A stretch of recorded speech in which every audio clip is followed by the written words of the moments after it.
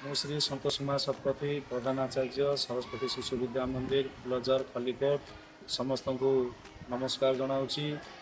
ସରସ୍ୱତୀ ଶିଶୁ ବିଦ୍ୟା ମନ୍ଦିର 2000 ମସିହାରେ ଏହି ସ୍ଥାନୀୟ ସ୍ତରରେ ଖୋଲିଥିଲା। ବର୍ତ୍ତମାନ ତା'ର 25 ବର୍ଷ ପୂର୍ତ୍ତି ହୋଇଛି। ଏହି ଅବସରରେ ଆମେ ତା'ର ରଜ ଜୟନ୍ତୀ ବର୍ଷ ବା ସିଲଭର ଜୁବଲି ପାଳନ କରୁଅଛୁ। ଆସନ୍ତା ଡିସେମ୍ବର 26, 27, 28ରେ ଆମ ବିଦ୍ୟାଳୟ ପରିସର ମଧ୍ୟରେ 3 ଦିନ ଧରି ଆମର ମହାସମାରୋହରେ ଏହି କାର୍ଯ୍ୟକ୍ରମକୁ ପାଳନ କରିବୁ।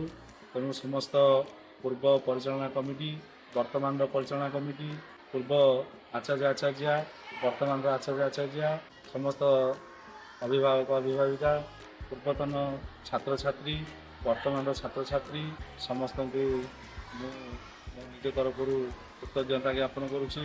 ତା ସହିତ ଏହି କାର୍ଯ୍ୟକ୍ରମରେ କିଭଳି ସୁଚାରୁ ରୂପେ ପାଳନ କରିବା ଆଉ ଧୁମଧାମରେ ପାଳନ ହେବ, ସମାଜରେ ଆମ ଶିଶୁ ମନ୍ଦିରର ପ୍ରତିଷ୍ଠା ରହିବ, ଏଥିପାଇଁ ସମସ୍ତଙ୍କର ସହଯୋଗ କାମନା କରୁଛି। ସମସ୍ତେ ସହଯୋଗ କରି ଏହି କାର୍ଯ୍ୟକ୍ରମକୁ ସାଫଲ୍ୟମଣ୍ଡିତ କରିବେ ବୋଲି ମୋର ଆଶା।